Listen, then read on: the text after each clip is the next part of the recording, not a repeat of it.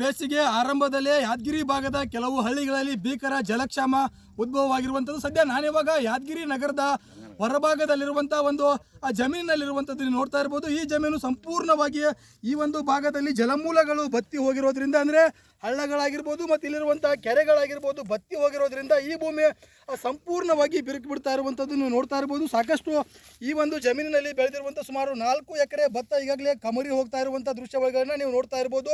ಯಾಕಂತಂದರೆ ಈ ಒಂದು ಭೂಮಿಯನ್ನು ಸುಮಾರು ಈ ಒಂದು ಹಳ್ಳದ ನೀರನ್ನೇ ಈ ಒಂದು ಜಮೀನುಗಳಿಗೆ ಆಸರೆಯಾಗಿತ್ತು. ಈಗಾಗಲೇನು ಈ ಒಂದು ಬೇಸಿಗೆ ಆರಂಭವಾಗಿರೋದ್ರಿಂದ ಜಲಮೂಲಗಳು ಬತ್ತಿ ಹೋಗ್ತಾ ಇರೋದ್ರಿಂದ ಸಾಕಷ್ಟು ಹಳ್ಳಗಳು ಸಹ ಬತ್ತಿ ಹೋಗ್ತಾ ಇರುವಂಥದ್ದು ನೀವು ನೋಡ್ತಾ ಇರ್ಬೋದು. ಸಾಕಷ್ಟು ಈ ಒಂದು ಜಮೀನಲ್ಲಿ ನೀವು ಗಮನಿಸ್ತಾ ಇರ್ಬೋದು. ಸಾಕಷ್ಟು ಭತ್ತ ಏನು ಕಮರಿ ಹೋಗ್ತಾ ಇರುವಂಥದ್ದು, ಇನ್ನೇನು ತೆನೆಗಟ್ಟುವಂಥ ಹಂತದಲ್ಲಿರುವಂಥ ಭತ್ತ ಕಮರಿ ಹೋಗ್ತಾ ಇರೋದ್ರಿಂದ ರೈತರಲ್ಲೂ ಸಹ ಸಾಕಷ್ಟು ಆತಂಕ ಮನೆ ಮಾಡಿರುವಂಥದ್ದು. ಯಾಕಂತಂದರೆ ಸುಮಾರು ಸಾವಿರಾರು ರೂಪಾಯಿ ಖರ್ಚನ್ನು ಮಾಡಿ ಈ ಒಂದು ಭತ್ತದ ಬೆಳೆಯನ್ನು ಬೆಳೆದಿರುವಂಥ ರೈತರು ಇದೀಗ ಸಂಕಷ್ಟದಲ್ಲಿ ಸಿಲುಕಿರುವಂಥದ್ದು. ಆದರೂ ಸಹ ಏನು ಜಿಲ್ಲಾಡಳಿತ ಆಗಿರ್ಬೋದು ಮತ್ತು ಸರ್ಕಾರ ಆಗಿರ್ಬೋದು ಇವರ ನೆರವಿಗೆ ಬರಬೇಕಾಗಿತ್ತು. ಯಾಕಂತಂದರೆ ಈಗಾಗಲೇ ಈ ಒಂದು ಭಾಗದ ರೈತರು ಸಾಕಷ್ಟು ಖರ್ಚನ್ನು ಮಾಡಿ ಬೆಳೆದಿದ್ದಾರೆ, ಜೊತೆಗೆ ಗೊಬ್ಬರ ಮಸಾಲೆಗಳನ್ನು ಖರೀದಿ ಮಾಡಿದ್ದಾರೆ. ಆದರೂ ಸಹ ಆ ಒಂದು ಸಾಲಗಳು ಸಹ ಈ ಒಂದು ರೈತರ ಮೈ ಮೇಲಿರುವಂಥದ್ದು ನೋಡ್ತಾ ಇರ್ಬೋದು. ರೈತ ಈ ಒಂದು ಜಮೀನಿನಲ್ಲಿ ಬೆಳೆದಿರುವಂಥ ಕಮರಿರುವಂಥ ಬೆಳೆಯನ್ನು ಕೈಯಲ್ಲಿ ಹಿಡಿದುಕೊಂಡು ಒಂದು ಆಕ್ರೋಶವನ್ನು ವ್ಯಕ್ತಪಡಿಸ್ತಾ ಇರುವಂಥ ದೃಶ್ಯಾವಳಿಗಳು ಸಹ ನೀವು ಗಮನಿಸ್ತಾ ಇರ್ಬೋದು, ನೋಡ್ತಾ ಇರ್ಬೋದು ನೀವು. ಮತ್ತೊಂದು ಭಾಗದಲ್ಲಿ ನಾನು ಸಹ ನಿಮ್ಗೆ ತೋರಿಸ್ತಾ ಹೋಗ್ತೀನಿ, ನೋಡ್ತಾ ಇರ್ಬೋದು ನೀವು. ಈ ರೀತಿಯಾಗಿ ಈ ಒಂದು ಜಮೀನುಗಳು ಒಣಗಿ ಹೋಗ್ತಾ ಇರುವಂಥದ್ದು, ಅಂದರೆ ಈ ಒಂದು ಜಮೀನಿನಲ್ಲಿ ಇಷ್ಟೊಂದು ಭೀಕರತೆಯ ಎದುರಾಗಿದ್ದರೂ ಸಹ ಈ ಒಂದು ಭಾಗದ ರೈತರಿಗೆ ಯಾವುದೇ ಒಂದು ನೆರವಾಗ್ತಾ ಇಲ್ಲ. ಯಾಕಂತಂದರೆ ಈ ಒಂದು ನೋಡ್ತಾ ಇರ್ಬೋದು ನೀವು ಯಾವ ರೀತಿ ಅಂತಂದರೆ ಈ ಒಂದು ಬೆಳೆ ಕಮರಿದೆ, ಕೆಳಗಡೆ ಮಣ್ಣು ಸಹ ಕಿತ್ಕೊಂಡು ಬರ್ತಾ ಇರುವಂಥ. ಯಾಕಂದರೆ ಅಷ್ಟೊಂದು ಆ ಒಂದು ಪರಿ ಏನು ಈ ಭಾಗದಲ್ಲಿ ಬರಗಾಲ ಎದುರಾಗಿರುವಂಥದ್ದು. ಯಾಕಂದರೆ ಇನ್ನೂ ಬೇಸಿಗೆ ಆರಂಭ ಆಗ್ತಾ ಇರುವಂಥದ್ದು, ಇನ್ನೂ 2 ತಿಂಗಳಲ್ಲಿ ಯಾವ ರೀತಿಯ ಬರಗಾಲ ಈ ಒಂದು ಭಾಗದಲ್ಲಿ ಎದುರಾಗ್ಬೋದು ಅನ್ನುವಂಥದ್ದನ್ನು ಇಲ್ಲಿರುವಂಥ ರೈತರನ್ನ ಕೇಳ್ತೀನಿ. ಎಷ್ಟು ಭತ್ತ ಬೆಳೆದಿದ್ರಿ, ಹೆಂಗೆ ಏನಾಯಿತು? ಏನಿಲ್ಲ ಸರ್, ಅದೇ ಒಂದು 10-12 ಚೀಲನೇ ಆದ್ರಿ ಎಲ್ಲ ಬೆಳೆದ್ರ. ಈಗ ಏನದ ಸುಮಾರು ನೀರು ಬಂದ್ರೆ 30-40 ಒಂದು ಎಕರೆಕ್ಕೆ ಬೆಳಿಬೋದು ಸರ್. ಈ ಒಟ್ಟು ನಡಬರಿಕೆ ಲಾಸ್ ಆಗ್ಲಕೈತ್ರಿ ಸರ್ ನೀರಿಲ್ದ. ಅಲ್ಲ ಈಗೆಲ್ಲ ಕಮರು ಹೊಂಟಿದಲ್ಲ, ಹೆಂಗೆ ನೀರು ಹೆಂಗಿಲ್ಲ? ಒಂದು ನೀರು ಕಮ್ಮಿ ಹೊಂಟ ಮ್ಯಾಗ ಆಯ್ತು ರೀ, ಔಟ್ ಆಗಿಬಿಡ್ತೀರಿ ಸರ್. ಯಾವ್ದು ಭತ್ತ ಕೈಗತ್ತಾಕಲ್ಲ ರೈತವು ನೋಡಿಗೈಸ ಇಲ್ಲಿ ಒದ್ದಾಡೇ ಸಾಯ್ಬೇಕಂತ ನಾವು ರೈತ ಸುಮ್ಮನೆ ಭೂಮಿಯಾಗೆ ಕುಂತು ಬಿಟ್ಟನ್ರಿ ಸರ್.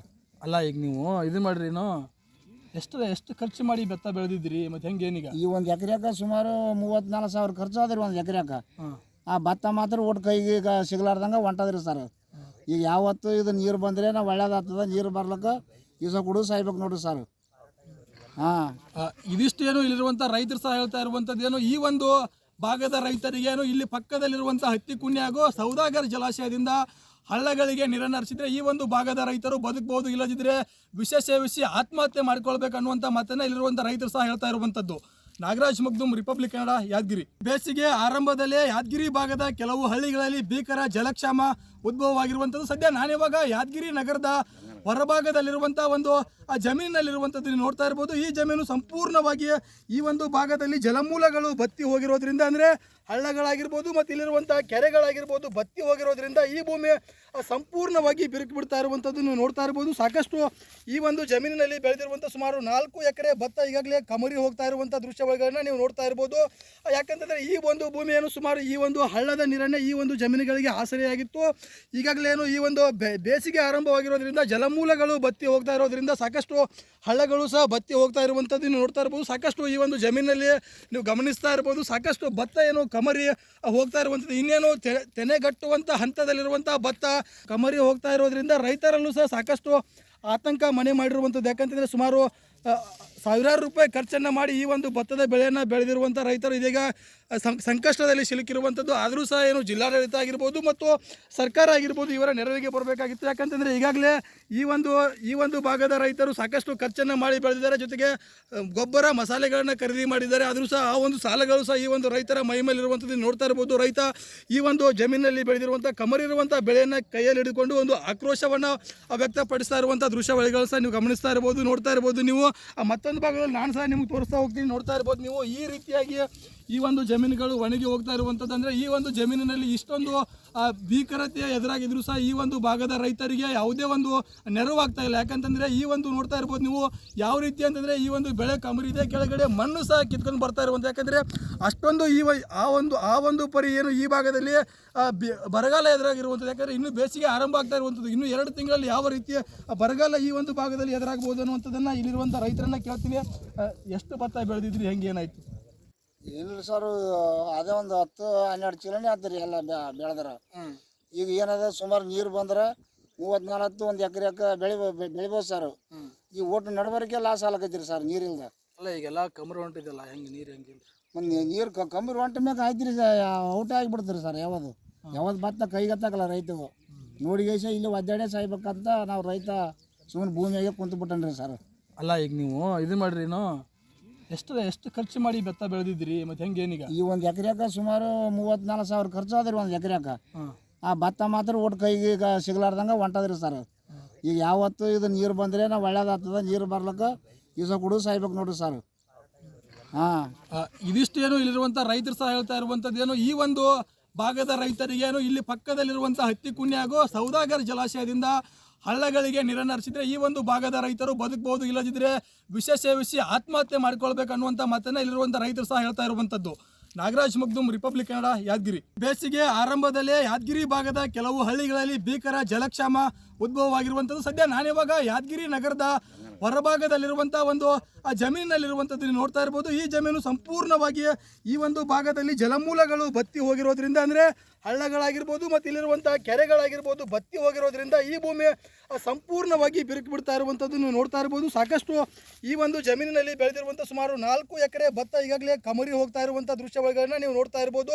ಯಾಕಂತಂದರೆ ಈ ಒಂದು ಭೂಮಿಯನ್ನು ಸುಮಾರು ಈ ಒಂದು ಹಳ್ಳದ ನೀರನ್ನೇ ಈ ಒಂದು ಜಮೀನುಗಳಿಗೆ ಆಸರೆಯಾಗಿತ್ತು.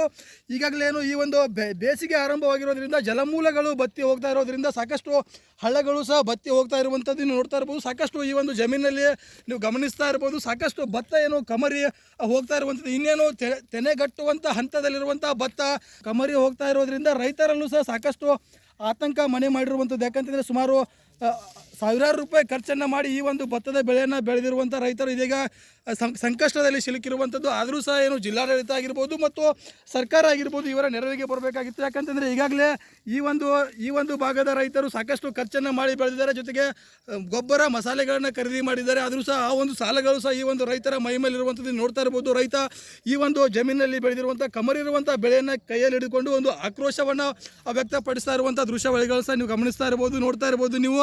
ಮತ್ತೊಂದು ಭಾಗದಲ್ಲಿ ನಾನು ಸಹ ನಿಮ್ಗೆ ತೋರಿಸ್ತಾ ಹೋಗ್ತೀನಿ, ನೋಡ್ತಾ ಇರ್ಬೋದು ನೀವು. ಈ ರೀತಿಯಾಗಿ ಈ ಒಂದು ಜಮೀನುಗಳು ಒಣಗಿ ಹೋಗ್ತಾ ಇರುವಂಥದ್ದು, ಅಂದರೆ ಈ ಒಂದು ಜಮೀನಿನಲ್ಲಿ ಇಷ್ಟೊಂದು ಭೀಕರತೆ ಎದುರಾಗಿದ್ರು ಸಹ ಈ ಒಂದು ಭಾಗದ ರೈತರಿಗೆ ಯಾವುದೇ ಒಂದು ನೆರವಾಗ್ತಾ ಇಲ್ಲ. ಯಾಕಂತಂದರೆ ಈ ಒಂದು ನೋಡ್ತಾ ಇರ್ಬೋದು ನೀವು ಯಾವ ರೀತಿ ಅಂತಂದರೆ ಈ ಒಂದು ಬೆಳೆ ಕಮರಿದೆ, ಕೆಳಗಡೆ ಮಣ್ಣು ಸಹ ಕಿತ್ಕೊಂಡು ಬರ್ತಾ ಇರುವಂಥ. ಯಾಕಂದರೆ ಅಷ್ಟೊಂದು ಆ ಒಂದು ಪರಿ ಏನು ಈ ಭಾಗದಲ್ಲಿ ಬರಗಾಲ ಎದುರಾಗಿರುವಂಥದ್ದು. ಯಾಕಂದರೆ ಇನ್ನೂ ಬೇಸಿಗೆ ಆರಂಭ ಆಗ್ತಾ ಇರುವಂಥದ್ದು, ಇನ್ನೂ 2 ತಿಂಗಳಲ್ಲಿ ಯಾವ ರೀತಿಯ ಬರಗಾಲ ಈ ಒಂದು ಭಾಗದಲ್ಲಿ ಎದುರಾಗ್ಬೋದು ಅನ್ನುವಂಥದ್ದನ್ನು ಇಲ್ಲಿರುವಂಥ ರೈತರನ್ನ ಕೇಳ್ತೀನಿ. ಎಷ್ಟು ಭತ್ತ ಬೆಳೆದಿದ್ರಿ, ಹೆಂಗೆ ಏನಾಯಿತು? ಏನಿಲ್ಲ ಸರ್, ಅದೇ ಒಂದು 10-12 ಚೀಲನೇ ಆತ್ರಿ ಎಲ್ಲ ಬೆಳೆದ್ರ. ಈಗ ಏನದ ಸುಮಾರು ನೀರು ಬಂದ್ರೆ 30-40 ಒಂದು ಎಕರೆಕ್ಕೆ ಬೆಳಿಬೋದು ಸರ್. ಈ ಒಟ್ಟು ನಡಬರಿಕೆ ಲಾಸ್ ಆಲಕೈತಿರಿ ಸರ್ ನೀರಿಲ್ದ. ಅಲ್ಲ ಈಗೆಲ್ಲ ಕಮರ್ ಹೊಂಟಿದಲ್ಲ, ಹೆಂಗೆ ನೀರು ಹೆಂಗಿಲ್ಲ? ಮತ್ತು ನೀರು ಕಮ್ಮಿ ಹೊಂಟ ಮ್ಯಾಗ ಆಯ್ತು ರೀ, ಔಟ್ ಆಗಿಬಿಡ್ತೀರಿ ಸರ್. ಯಾವ್ದು ಭತ್ತ ಕೈಗತ್ತಾಕಲ್ಲ ರೈತವು. ನೋಡಿಗೇಶ ಇಲ್ಲಿ ಒದ್ದಾಡೇ ಸಾಯ್ಬೇಕಂತ ನಾವು ರೈತ ಸುಮ್ಮನೆ ಭೂಮಿಯಾಗೆ ಕುಂತು ಬಿಟ್ಟನ್ರಿ ಸರ್. ಅಲ್ಲ ಈಗ ನೀವು ಇದು ಮಾಡ್ರಿ, ಎಷ್ಟು ಖರ್ಚು ಮಾಡಿ ಭತ್ತ ಬೆಳೆದಿದ್ರಿ, ಮತ್ತು ಹೆಂಗೆ ಏನೀಗ? ಈ ಒಂದು ಎಕರೆಕ್ಕೆ ಸುಮಾರು 34,000 ಖರ್ಚು ಆದ್ರಿ ಒಂದು ಎಕರೆಕ್ಕೆ. ಆ ಭತ್ತ ಮಾತ್ರ ಒಟ್ಟು ಕೈಗೆ ಈಗ ಸಿಗ್ಲಾರ್ದಂಗೆ ಹೊಂಟದ್ರಿ ಸರ್. ಈಗ ಯಾವತ್ತು ಇದು ನೀರು ಬಂದರೆ ನಾವು ಒಳ್ಳೇದಾಗ್ತದೆ, ನೀರು ಬರ್ಲಿಕ್ಕೆ ಈಸ ಕುಡಿದು ಸಾಯ್ಬೇಕು ನೋಡ್ರಿ ಸರ್. ಹಾಂ, ಇದಿಷ್ಟೇನು ಇಲ್ಲಿರುವಂಥ ರೈತರು ಸಹ ಹೇಳ್ತಾ ಇರುವಂಥದ್ದೇನು, ಈ ಒಂದು ಭಾಗದ ರೈತರಿಗೇನು ಇಲ್ಲಿ ಪಕ್ಕದಲ್ಲಿರುವಂಥ ಹತ್ತಿಕುಂಡಿ ಹಾಗೂ ಸೌದಾಗರ್ ಜಲಾಶಯದಿಂದ ಹಳ್ಳಗಳಿಗೆ ನೀರನ್ನು ಹರಿಸಿದ್ರೆ ಈ ಒಂದು ಭಾಗದ ರೈತರು ಬದುಕಬಹುದು, ಇಲ್ಲದಿದ್ದರೆ ವಿಷ ಸೇವಿಸಿ ಆತ್ಮಹತ್ಯೆ ಮಾಡ್ಕೊಳ್ಬೇಕನ್ನುವಂಥ ಮಾತನ್ನು ಇಲ್ಲಿರುವಂಥ ರೈತರು ಸಹ ಹೇಳ್ತಾ ಇರುವಂಥದ್ದು. ನಾಗರಾಜ್ ಮಗ್ದುಮ್, ರಿಪಬ್ಲಿಕ್ ಕನ್ನಡ, ಯಾದಗಿರಿ.